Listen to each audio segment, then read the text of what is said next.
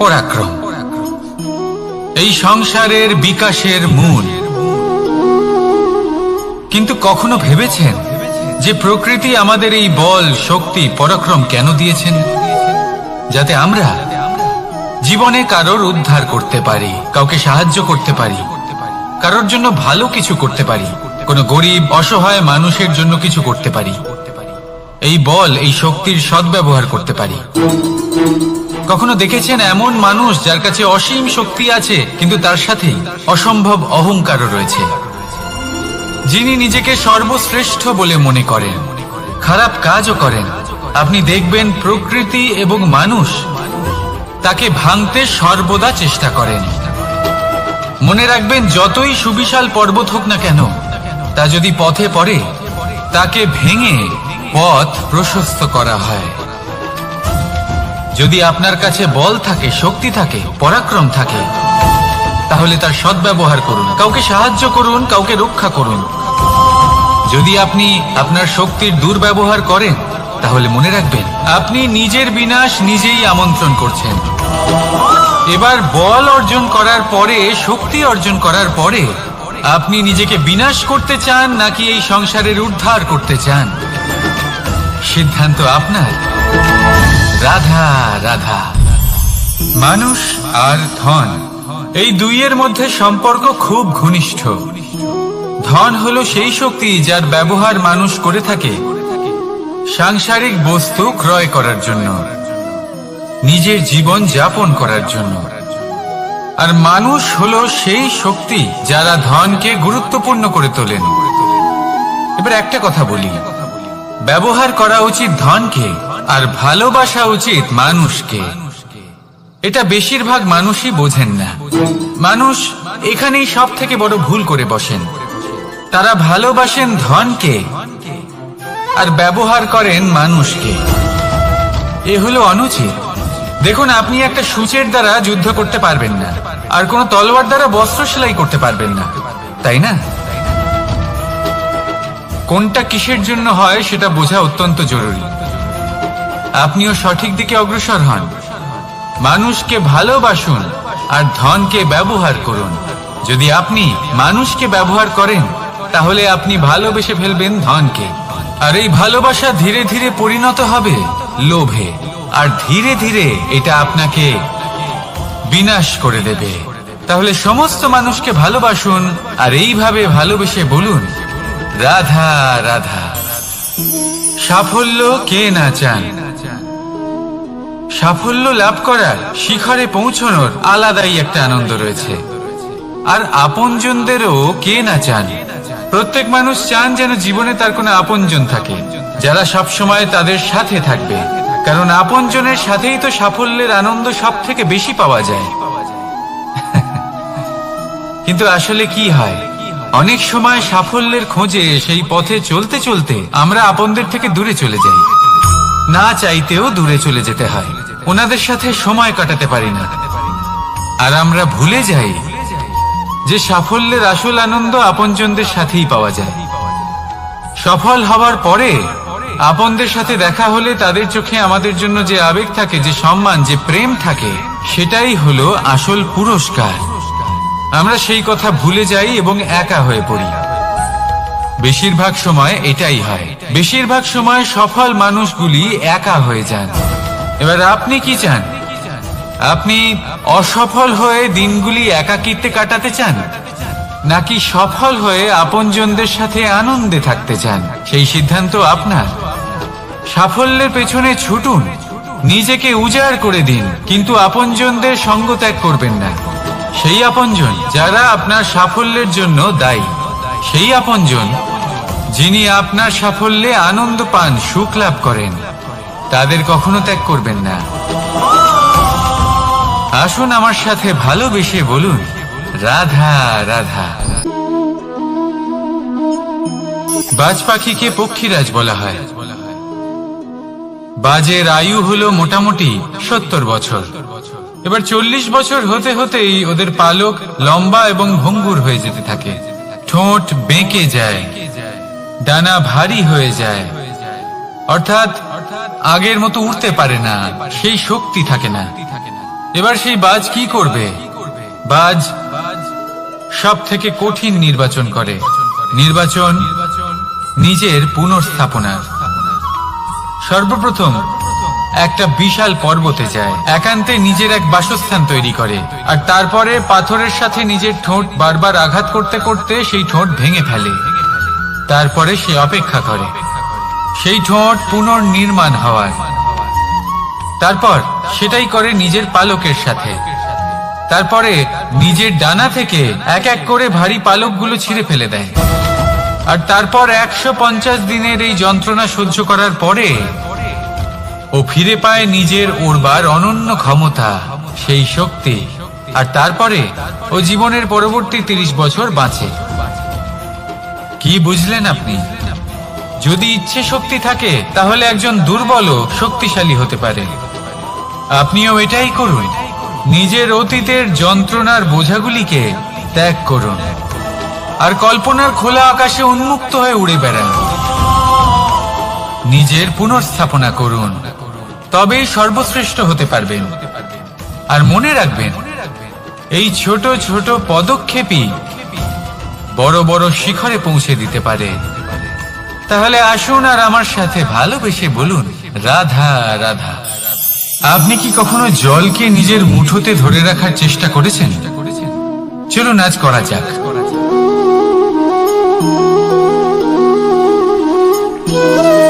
যদি আপনি নিজের মুঠো জোরে বন্ধ করেন, জল ধরে রাখতে পারবেন না। যদি আপনি তাকে এমনি বইতে দেন, তাহলে ও নিজের পথ নিজেই করে নেবে আর আপনার হাতেও থেকে যাবে। আমাদের জীবনও হলো কিছুটা এরকম, জলের মতো। নিজের পথ নিজেই করে নেয় এই জীবন। প্রত্যেক সমস্যার সমাধান নিজেই করে নেয় এই জীবন। তাই জীবনে যখন কোনো পরিস্থিতি আমাদের প্রতিকূল হয়ে থাকে, কিছুই হয়তো আমরা বুঝতে পারছি না, কিছুই যখন বসে থাকে না, তখন আমরা হতাশ হয়ে পড়ি, নিরাশ হয়ে পড়ি। আর এটাই করা উচিত নয়। শান্ত মনে দেখতে হবে যে এই জীবনে আসলে কি ঘটে চলেছে। কষ্ট সবাই ভোগ করেন। কষ্ট পেলে কেউ রেগে যান, রেগে গিয়ে পরাক্রম দেখান। এটাই তো করা উচিত নয়। শান্ত মনে সেটাই করতে হবে যা জীবন আমাদের শেখাতে চাইছে। জীবন আমাদের সব শিখিয়ে দেবে, শুধু মনে রাখবেন কখন প্রয়াস করতে হবে আর কখন আমাদের প্রতীক্ষা করতে হবে, সেটা আগে আপনাকে বুঝতে হবে। তাহলে আসুন আমার সাথে ভালোবেসে বলুন, রাধা রাধা। ভগবান আর ভক্ত যখন একাকার হয়ে যায়, যখন ভক্ত তার ভগবানের প্রতি এবং নিজের জীবনের উদ্দেশ্যের প্রতি সম্পূর্ণরূপে সমর্পিত হয়, তখন জন্ম নেয় ভক্তি। এই সংসারের সমস্ত আশা হয়তো আপনার সঙ্গ ত্যাগ করে দিতে পারে, তখনও ভক্তি সাথে থাকবে। ভক্ত আর ভগবান যখন একাকার হয়ে যায়, তাদের মধ্যে কোনো পার্থক্য থাকে না। তারা এক হয়ে যায়, এক ব্যক্তিত্ব, এক অস্তিত্ব। সেই জন্য কখনো জীবনে যে কোনো রূপেই, যে কোনো প্রকারেই, যে কোনো ঈশ্বরকে মান্য করুন। মনের মধ্যে শ্রদ্ধা ভাব জাগ্রত করুন, মনে ভক্তি ভাব জাগ্রত করুন।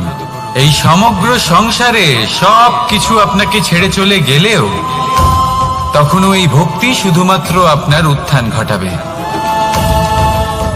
তাই মনে ভক্তি জাগ্রত করুন আর আমার সাথে ভালোবেসে বলুন, রাধা রাধা। শব্দই হলো শূন্য, শব্দই হলো আরম্ভ, শব্দই হলো অন্ত, শব্দই হলো অমর, শব্দই হলো ব্রহ্ম। এই শব্দ হলো অত্যন্ত বিশেষ। কেউ কাঁদলে তাকে হাসিয়ে তোলে, কেউ হাসলে তাকে কাঁদিয়ে দেয়। কারোর মনে উদ্দীপনা জাগিয়ে তুলতে পারে, আবার কারোর মনে কাঁটা হয়ে বিঁধে থাকতে পারে। একটা অত্যন্ত গুরুত্বপূর্ণ কথা যা বোঝা অত্যন্ত আবশ্যক। আপনার মন, আপনার হৃদয়ে যতই শুদ্ধ হোক না কেন, যতই পবিত্র হোক না কেন, আপনার দৃষ্টিভঙ্গি যতই স্পষ্ট হোক না কেন, যদি আপনার কথা পবিত্র না হয়, যদি আপনার শব্দ শুদ্ধ না হয়, তাহলে তা আপনাকে আপনার কর্মফল ভোগ করতে বাধ্য করবেই। একটা সহজ উদাহরণ দিই, আপনার জীবনে এমন কেউ অবশ্যই থাকবেন যাকে আপনি পছন্দ করেন না, যিনি হয়তো অধর্মী মানুষ, যিনি হয়তো দুর্বুদ্ধি সম্পন্ন মানুষ, কিন্তু তার জন্য অপশব্দ প্রয়োগ করলে তার মধ্যে কোনো পরিবর্তন আসবে না, তার মানসিকতা বদলাবে না, শুধু মনে প্রতিশোধ স্পৃহা জেগে উঠবে, মনে হিংসা জাগবে, আর কিচ্ছু না। সেই জন্য নিজের শব্দকে নিয়ন্ত্রণ করুন, নিজের কথা সংযত করুন। শ্রেষ্ঠ থেকে শ্রেষ্ঠতর মানুষকেও সাবধানী হতে হয়, কারণ যদি এই শব্দের প্রয়োগ সঠিক না হয়, তাহলে আজীবন মানুষকে নির্বাক হয়ে থাকতে হতে পারে। তাহলে নিজের শব্দ নিয়ন্ত্রিত রাখুন, নিজের কথাকে শুভ করুন, এতে প্রেমবোধ জাগিয়ে তুলুন, আর সেই প্রেমবোধ নিয়েই বলুন রাধা রাধা। বরদান এবং অভিশাপ, এই দুই হলো একই মুদ্রার দুটি পিঠ।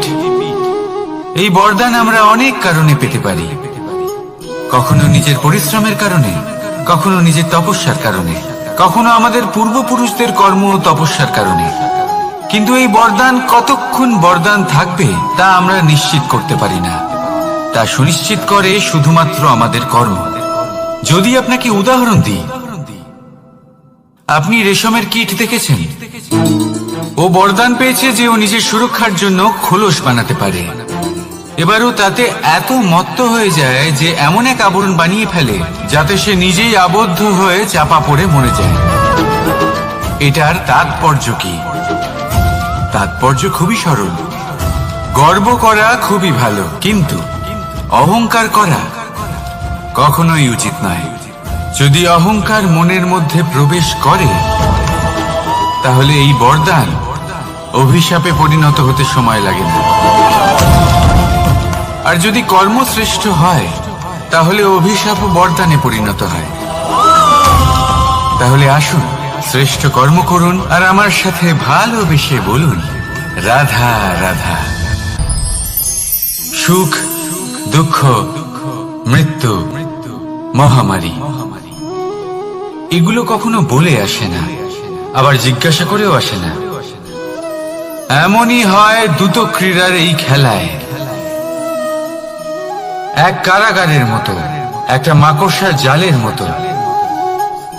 যেমন একটা মাকড়সার জাল একটা পোকাকে নিজের দিকে আসতে আকর্ষিত করে নিজের চমকের দ্বারা, নিজের গঠন দ্বারা, সেরকমই দ্রুত ক্রীড়ার এই খেলা মানুষকে নিজের দিকে আসতে প্ররোচিত করে। শেষে গিয়ে মানুষ আটকা পড়ে। পার্থক্য শুধু এটাই, যখন এক পোকা এই জালে জড়িয়ে পড়ে তখন সে তার প্রাণ হারায়। মানুষ যখন এই দ্রুত ক্রীড়ায় আকর্ষিত হয়, সে নিজের মান, নিজের ধন সবকিছু হারায়, নিজের বিবেক হারিয়ে ফেলে। কিন্তু আপনি আপনার বিবেক কখনোই হারাবেন না। যদি আপনার মনে লোভ চলে আসে, আপনি লোভী হয়ে ওঠেন। যদি আপনি দ্রুত ক্রীড়ার এই খেলায় আটকা পড়েন, তাহলে মনে রাখবেন এই খেলা থেকে ফিরে আসা প্রায় অসম্ভবই বলা যায়। নিজের বিবেক কখনো হারাতে দেবেন না, কারণ বিনাশ আসার প্রথম লক্ষণ হলো বিবেকের বোধ চলে যাওয়া। এই প্ররোচনায় কখনো পা দেবেন না। আর আমার সাথে ভালোবেসে বলুন রাধা রাধা। বিজয়, বিজয় লাভের জন্য মানুষ কি না করে থাকে,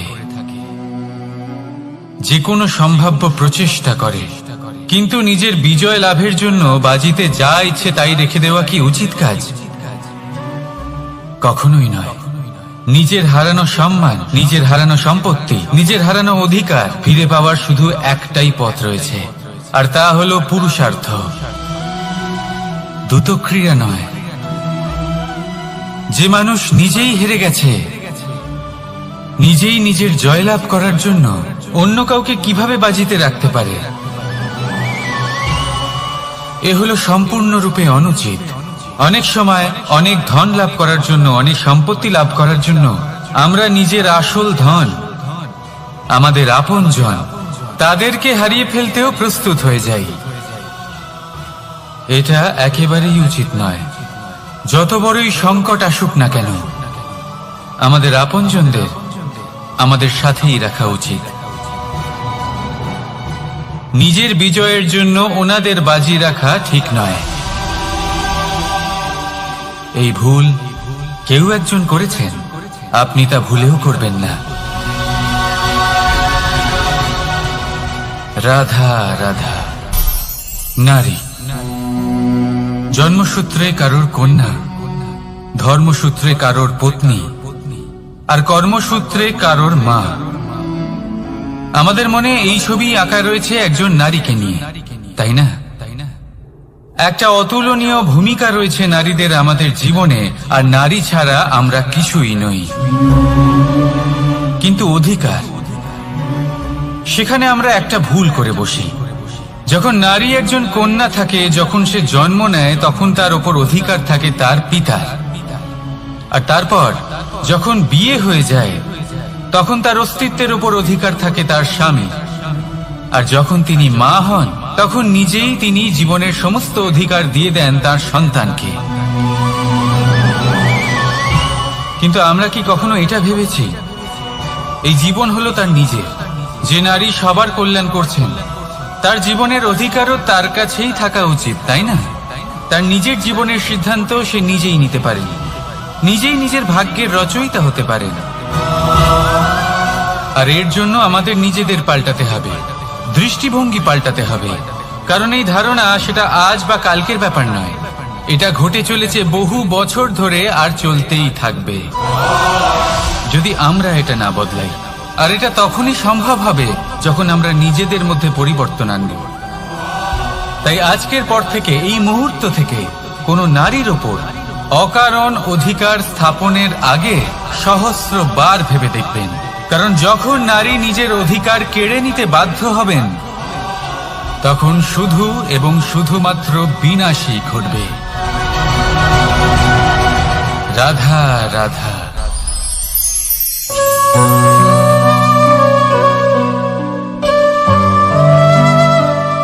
নারী, পুরুষরা যাকে নাম দিয়েছেন ত্রিয়া, কেন দিয়েছেন, কে দিয়েছেন, কেউ তা জানে না। কথায় আছে, পুরুষরা ভাবেন যে ত্রিয়া, ভাবেন একরকম, বলেন অন্য কিছু, আর করেন অন্য কিছুই। কিন্তু সত্যিটা কি এটাই? আসল সত্যি হলো এটাই যে ত্রিয়া হলো সেই চরিত্রহীন পুরুষ, আর কেউ নয়। সেই পুরুষ যারা নারীকে বলেন যে আপনি হলেন মা, আপনি হলেন দেবী, আপনি হলেন বোন। আর ভাবেন কি? ভাবেন যে এই নারী হলো আমাদের পায়ের ধুলো, আর কিচ্ছু নয়। আর কি করেন? ওনাদের মাথায়, ওনাদের খোপায় মালা পরিয়ে দিয়ে ভাবেন যে ওনারা হলেন তাদের পায়ের ধুলোর সমান। একজন নারীর সম্মান ভঙ্গ করেন, তাদের দাসী মনে করেন। ভুলবেন না, যত্র নারীয়াস্ত পূজ্যন্তে রমন্তে তত্র দেবতা। অর্থাৎ যেখানে নারীকে পুজো করা হয়, সেখানে ঈশ্বর বাস করেন। আর যেখানে নারীকে অপমান করা হয়, সেখানে ঈশ্বর এবং ভাগ্য এই দুই রুষ্ট হয়। মনে রাখবেন, যদি নারী কল্যাণকারী হতে পারেন, তাহলে নারী মহাচণ্ডী রূপও ধারণ করতে পারেন। যদি একজন নারী মাতা হয়ে জন্মদান করতে পারেন, তাহলে নারী মৃত্যু হয়ে বিনাশও করতে পারেন। যেখানে নারী অপমানিত হবেন, সেখানে মহান ভারতও মহাভারতের পথে অগ্রসর হতে পারে। তাই মনে রাখবেন, নারীর অপমান যেন কখনোই না ঘটে। আর যদি কোথাও নারীর অপমান হয়, তার অর্থ হলো আপনার বিনাশ আপনার দিকেই আসছে। আর এটা হলো তার প্রথম পদক্ষেপের প্রথম পদধ্বনি।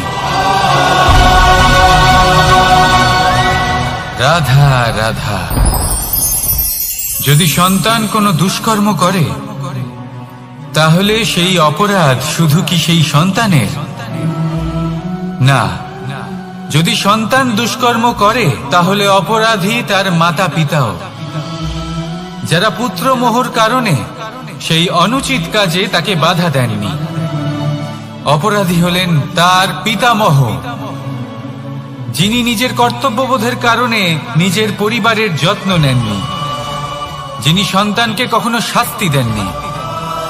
অপরাধী হলেন তার সেই গুরুও, যিনি নিজের শিষ্যের সেই দুষ্কর্ম দেখেও তাকে প্রতিহত করতে পারেননি।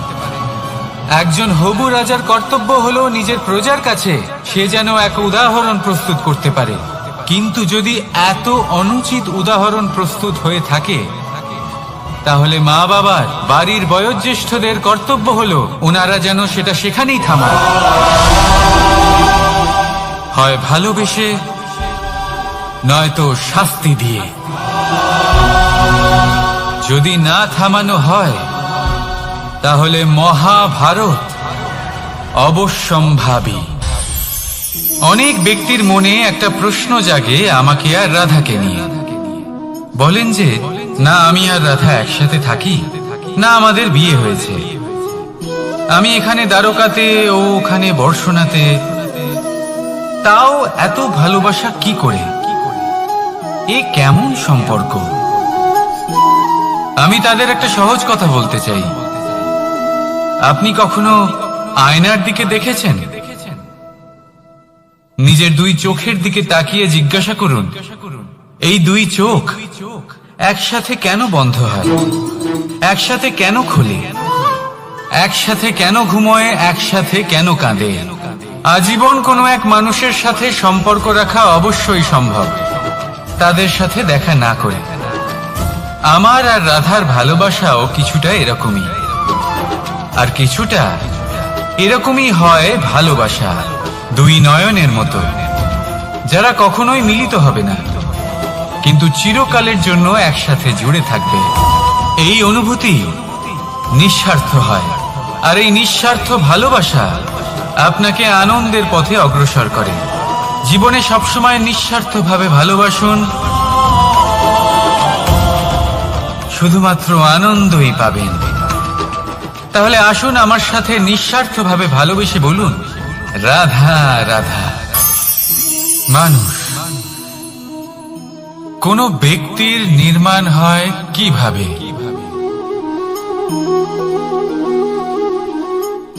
কেউ বলবেন পঞ্চতত্ত্বের দ্বারা, কেউ বলবেন আত্মা, দেহ ও চেতনার দ্বারা, কেউ বলবেন ঈশ্বরের কৃপার দ্বারা, তো কেউ বলবেন এই প্রকৃতির পরীক্ষার দ্বারা।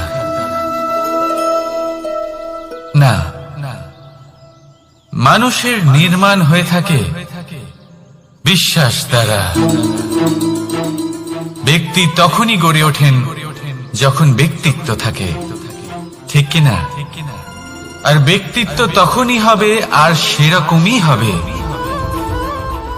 যেরকম বিশ্বাস আপনি নিজের উপরে রাখবেন। যদি আপনি মনে করেন আপনি বিষের ন্যায় হবেন, তাহলে আপনি বিষাক্তই হবেন। যদি আপনি এটা মনে করেন যে আপনি অমৃতের ন্যায় হবেন, তাহলে আপনি অমরই হয়ে যাবেন। যদি আপনি নিজের উপরে বিশ্বাস রাখেন যে আপনি সংসারের সব থেকে উঁচু পর্বতের শিখরে পৌঁছতে পারবেন, তাহলে আপনি অবশ্যই পৌঁছবেন। যদি আপনার এরকম মনে হয় যে আপনি এরকম কখনো করতে পারবেন না, তাহলে এরকম কখনোই হবে না। ভেবে দেখবেন, বিশ্বাসের মধ্যেই বিশ্ব বাস করে থাকে, তো আপনার অস্তিত্ব কেন করবে না? যেমন বিশ্বাস আপনি নিজের উপরে রাখবেন, তেমনই আপনি হয়ে উঠবেন। সেই জন্য নিজের উপরে বিশ্বাস রাখুন, আর হ্যাঁ, ভালোবেসে বলুন, রাধা রাধা। শত্রুতা, একজন মানুষ অন্য মানুষের সাথে শত্রুতা করে বসেন। দুজন ঘনিষ্ঠ বন্ধু, এমনও এক সময় আসতে পারে যখন এনারা একে অপরের শত্রু হয়ে ওঠেন।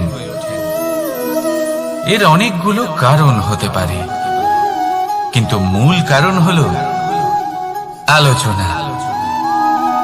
আগে হ্যাঁ, আপনি যদি কারোর বিষয়ে আলোচনা করেন তাহলে সে আপনার শত্রু হয়ে যেতে পারে। এবার মনে একটা প্রশ্ন আসতে পারে যে এটা কিভাবে সম্ভব হতে পারে? আলোচনা এটা তো অত্যন্ত জরুরি। যদি আমি নিজের বন্ধুর খারাপ কাজের বিষয়ে আলোচনাই না করি তাহলে সে শুধরবে কি করে? এ কথা সত্যি যে আলোচনা আবশ্যক, কিন্তু তার থেকেও বেশি গুরুত্বপূর্ণ এবং আবশ্যক হলো আপনার এই সিদ্ধান্ত এটাই যে আপনার এই আলোচনা কোন স্থানে করবেন। যদি এটা সবার সামনে করবেন ভাবেন, তাহলে তা অপমানও হয়ে যেতে পারে। যদি এটা আলাদাভাবে করেন তাহলে তা পরামর্শ হয়ে যায়।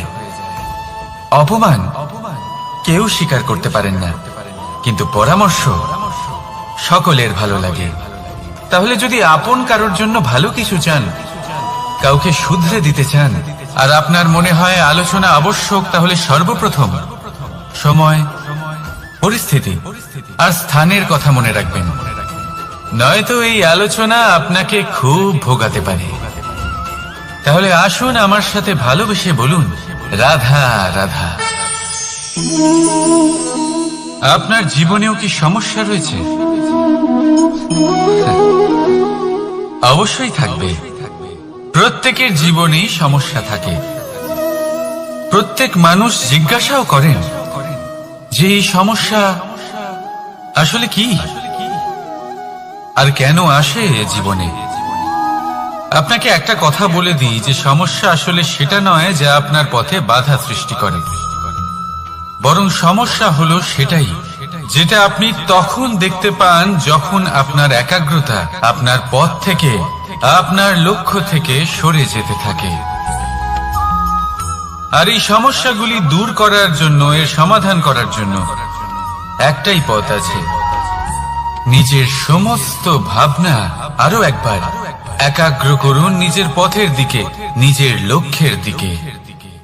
আপনার সমস্ত ভাবনা যদি কেন্দ্রীভূত হয় নিজের লক্ষ্যে, তাহলে এই সমস্যা দূরে থাকবে। যদি এরকম না হয়, যদি আপনার মন একটু অন্যদিকে চলে যায়, তাহলে এই সমস্ত সমস্যা আবার সামনে চলে আসে আর বাড়তেও থাকে। দেখুন, যেখানে আপনার লক্ষ্য রয়েছে, বাণ যদি সেখানেই চালাতে হয়, তাহলে দৃষ্টি তো সেদিকেই রাখতে হবে।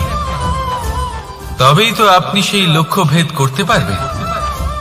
সেই জন্য মনে রাখবেন, সর্বদা লক্ষ্য রাখবেন নিজের পথে, সেই পথেই সামনে এগোতে থাকুন নিজের লক্ষ্যের দিকে। আপনি যত সামনে এগোতে থাকবেন এই সমস্যা তত পিছিয়ে যাবে। তাহলে আসুন আমার সাথে ভালোবেসে বলুন, রাধা রাধা। এই পাখিরা সত্যি খুব সুন্দর, আমার খুব ভালো লাগে। আপনি নিশ্চয়ই শুনে থাকবেন যে কিছু পাখির কাছে ডানা অবশ্যই থাকে, কিন্তু উড়তে পারে না।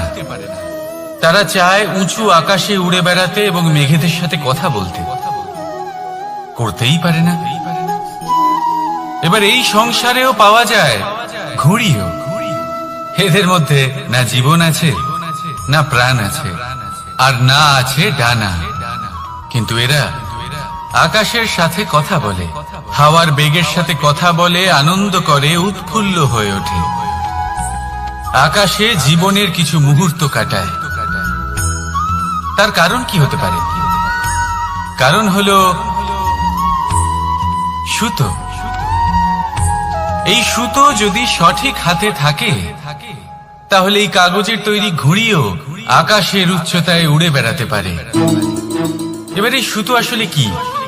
এই সুতো হলো আসলে ভালোবাসা। এই সুতো হলো আসলে বিশ্বাসের। আর এটা আপনি দিয়ে থাকেন তাদের হাতে যাদের আপনি বিশ্বাস করেন, যাদের আপনি নিজের সর্বস্ব দিয়ে দেন। ভেবে দেখুন, এই ভালোবাসা আর বিশ্বাসের সুতো আপনি যদি সঠিক মানুষের হাতে দিয়ে দেন, তাহলে আপনি অনেক উচ্চতায় উঠতে পারবেন, আকাশের উচ্চতায় উড়ে বেড়াতে পারবেন, মেঘের সাথে কথা বলতে পারবেন, পাখিদের মতো উঠতে পারবেন, যা ইচ্ছে তাই করতে পারবেন। শুধু এই মানুষ সঠিক হতে হবে, এমন একজন মানুষ যার মনে আপনার জন্য ভালোবাসা রয়েছে, এমন এক মানুষ যার মনে কোনো স্বার্থ নেই, যিনি পরোপকারী, এমন একজন ব্যক্তি যিনি আপনার অস্তিত্বকে বাইরে নিয়ে আসতে পারবেন, তাকে উজ্জ্বল করে তুলবেন। তাহলে ভালোবাসুন, আনন্দ করতে থাকুন, আর এই আনন্দ সহকারে বলুন, রাধা রাধা। আমরা সকলে এমন ব্যক্তির সাথে থাকতে চাই যারা খুব মিষ্টি কথা বলেন, যাদের ব্যবহার আমাদের ভালো লাগে, যারা দেখতে সুন্দর হন, যাদের আমরা পছন্দ করি।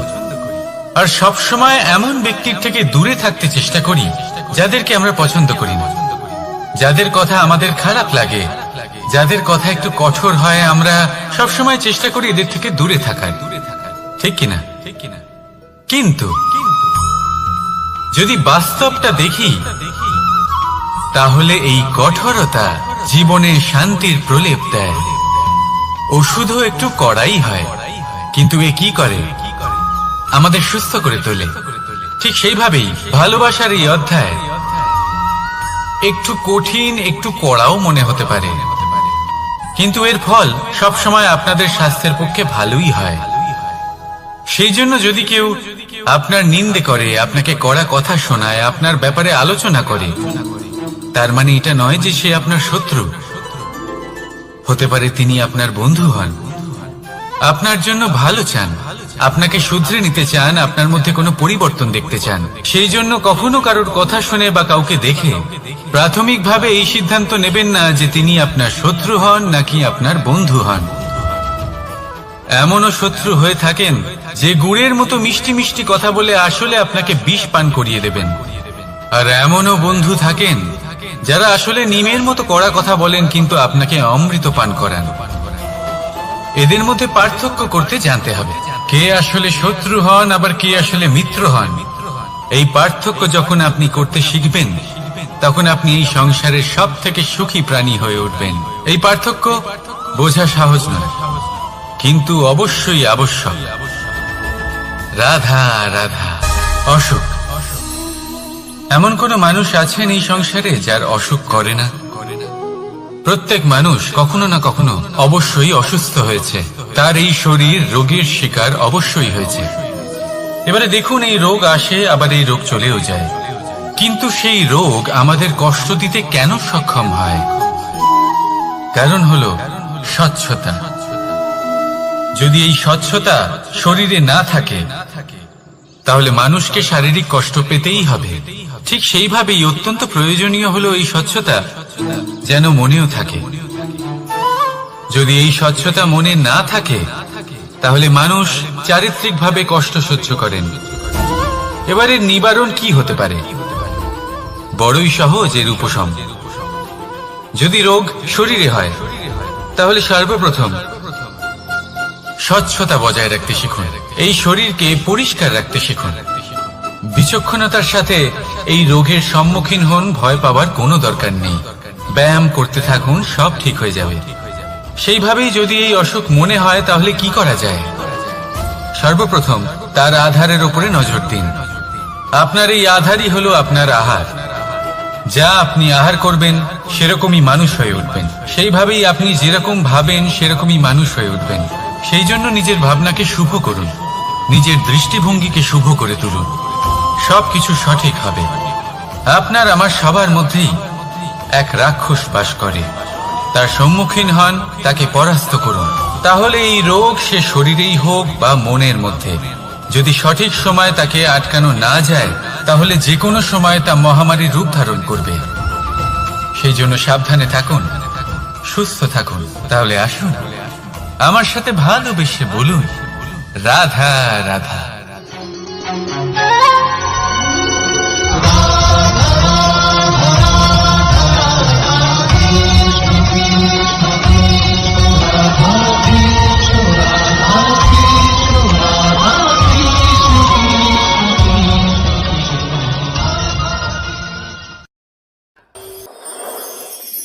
মানুষের জীবনে তিনটি গুণ অত্যন্ত প্রয়োজনীয়: শ্রদ্ধা, বিনম্রতা, যোগ্যতা। যদি জ্ঞান লাভ করতে চান, তাহলে শ্রদ্ধার প্রয়োজন। যদি মান লাভ করতে চান তাহলে স্বভাবে বিনম্র হওয়া প্রয়োজন, আর যদি মনোবাঞ্ছিত স্থান লাভ করতে চান তাহলে যোগ্যতার প্রয়োজন। বিষয়টা সহজ। শ্রদ্ধা আপনাকে জ্ঞান দেবে, নম্রতা আপনাকে মান, আর যোগ্যতা উচিত স্থান দেবে। কিন্তু যদি আপনি এই তিনটি গুণ সম্মিলিত করেন তাহলে এমন কিছু লাভ করবেন যা এই সব কিছুর থেকে অনেক ঊর্ধ্বে। সম্মান। আর এ হলো সেই সম্মান যা প্রত্যেক মানুষের নিজের জীবনে লাভ করতে চেষ্টা করা উচিত, কারণ এই হলো সেই সম্মান যার কারণে আপনি চলে যাওয়ার পরেও এই সংসার আপনাকে ভালোবাসবে আর মনে রাখবে। আসুন আমার সাথে ভালোবেসে বলুন, রাধা রাধা। জীবনে গতি অত্যন্ত গুরুত্বপূর্ণ, মতিও হলো গুরুত্বপূর্ণ, এবং তার থেকেও বেশি গুরুত্বপূর্ণ হলো সঙ্গতি। একটা জলের ফোঁটা, তার মধ্যে গতি থাকে, প্রকৃতির মধ্যে তা লাভ করার ইচ্ছে নিহিত থাকে, কিন্তু এই যে সঙ্গতি তা নির্ধারিত করে যে এই জলের ফোঁটা ঝিনুকের মুখে পড়ে মুক্ততে পরিণত হবে নাকি বিষাক্ত সাপের মুখে পড়ে বিষে পরিণত হবে। এবার দেখুন, এই জঞ্জাল স্বর্ণকারের দোকানের সামনেও থাকে এবং জঞ্জাল একজন ব্যবসাদারের দোকানেও থাকে, কিন্তু জঞ্জাল যা স্বর্ণকারের দোকানে থাকে তা ব্যবসাদারের দোকানের জঞ্জালের থেকে অনেক বেশি মূল্যবান, কারণ তার মধ্যে সোনার কণার সঙ্গতি থাকে। সেই জন্য জীবনে সঙ্গতির উপর বিশেষ গুরুত্ব দেবেন। যেমন সঙ্গতি তেমনই আপনি হবেন। আসুন আমার সাথে ভালোবেসে বলুন, রাধা রাধা। প্রত্যেক প্রাণী ভালোভাবে জীবন যাপন করতে চান, এটা তাদের স্বভাবে আছে এবং ভাবাটা অনুচিত নয়। কিন্তু একটা ভালো জীবনের গুরুত্বপূর্ণ অংশ কোনটা? বসবাসের স্থান, সেই স্থান যেখানে আমরা জীবন অতিবাহিত করি। এবার মানুষ ভাবতে পারেন যে একটা ভালো বাসস্থানের অর্থ কি? সেই স্থান যেখানে সহজে জল পাওয়া যায়, যেখানে শুদ্ধ বায়ু পাওয়া যায়, যেখানে আনাজ উৎপন্ন হয়। এটা জীবনযাপনের জন্য পর্যাপ্ত বটে, কিন্তু ভালো জীবনযাপনের জন্য আরো একটা কথা আপনাকে বুঝতে হবে। সাধু, জ্ঞানী, পণ্ডিত ব্যক্তি, এই সকল মহাপুরুষ, এনাদের যে বাসস্থান তা অত্যন্ত বিশেষ হয়। এখানে এক ধরনের বিশেষ ইতিবাচক শক্তি থাকে, এমন একটা স্থান যেখানে দেবতারাও বিচরণ করেন। জীবন আমরা সবাই যাপন করি, কিন্তু জীবনের উদ্দেশ্য শুধুমাত্র জীবন যাপন করা নয়। জীবনের উদ্দেশ্য হলো মুক্তি লাভ করা। আর এই সকল সাধু, জ্ঞানী, পণ্ডিত ব্যক্তি, এই সকল মহাপুরুষ আপনাকে মুক্তির পথে নিয়ে যেতে পারেন, কারণ এরা হলেন সেই মহাপুরুষ যারা নিজেদের অন্তরের বিকার, অহংকার, ক্রোধ, বিদ্বেষ এই সকল দোষগুলিকে ত্যাগ করেছেন, এদের উপর বিজয় লাভ করেছেন। এমনই একজন ব্যক্তি আপনাকে মুক্তির পথে নিয়ে যেতে পারে। প্রয়োজন হলো শুধুই এনাদের চিনতে পারা, এদের কথা বুঝতে পারা এবং এদের দেখানো পথে চলা। যদি আপনি এটা করতে পারেন তাহলে এই মন প্রফুল্ল হয়ে বলবে, রাধা রাধা।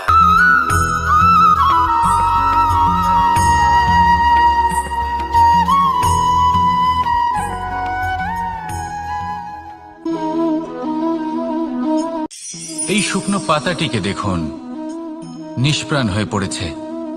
একটা গাছের ডালে ছিল, সেই গাছ ওর লালন পালন করত। যখন যখন বাতাস বইত, এই পাতায় কম্পন দেখা দিত, মনকে প্রফুল্ল করে তুলত। কোনো একদিন এই পাতা গাছের ডাল থেকে ঝরে পড়ে গেল। নিঃসন্দেহে ও নিজের স্বাধীনতা পেল, কিন্তু আস্তে আস্তে শুকিয়ে গেল, নিষ্প্রাণ হয়ে গেল। দেখুন, আমি এই কথা বলছি না যে স্বাধীনতা অনুচিত, কখনোই না। কিন্তু যে কোনো পরিস্থিতিতে স্বাধীন হতে চাওয়া এটা নিশ্চিতরূপে অনুচিত। আমরা যদি আমাদের জীবনে পরিবারের গুরুত্ব ভেবে দেখি, তাহলে এই পরিবারে যতই মতভেদ থাকুক না কেন, যতই মনোমালিন্য থাকুক না কেন, যতই বিবাদ থাকুক না কেন, এই সব মিটিয়ে নেওয়া অত্যন্ত প্রয়োজনীয়। সেই সবকিছু সমাপ্ত করা অত্যন্ত প্রয়োজনীয়। কখনো এই পরিবারকে ভাঙতে দেবেন না, কখনো এই পরিবার থেকে দূরে চলে যাবেন না। এই পরিবার হলো আমাদের জীবনের একটা অমূল্য সম্পদ, অমূল্য এক আশ্রয়, যা এই সংসারে হয়তো কোথাও আপনি পাবেন না। তাই একে আগলে রাখুন। পরিবার সেই গাছ। আসুন আমার সাথে ভালোবেসে বলুন, আর সেই গাছ। আসুন আমার সাথে ভালোবেসে বলুন, রাধা রাধা। অনেক সময় আমরা জীবনে অনেক মানুষকে এমন বলতে শুনে থাকি যে আমি অসফল হয়েছি কারণ আমার সময় ভালো যাচ্ছিল না। আমি এই জিনিসটা লাভ করতে চাইছিলাম কিন্তু করতে পারলাম না কারণ আমার সময়টা ভালো যাচ্ছিল না। আমি আমার জীবনে ওই মহান কাজটা করতে চাইছিলাম কিন্তু করতে পারলাম না। কেন? কারণ আমার সময়টা ভালো যাচ্ছিল না। কিন্তু যে মুহূর্তে ভালো সময় আমার জীবনে আসবে আমি সব কিছু প্রাপ্ত করব। এমন প্রায় প্রত্যেকেই বলেন। আসুন একটা কথা বোঝা যাক। একজন মালিকে দেখুন, সে প্রত্যেক দিন গাছের সেবা করে, তাকে জল দেয়, তার যত্ন আত্তি করে। কেন? প্রত্যেক দিন সেই গাছ ফল দেয় না। সঠিক সময় এলে তবেই সেই গাছ ফল দেয়, কিন্তু প্রত্যেক দিন মালি তার সেবা করে, তাকে যত্ন করে।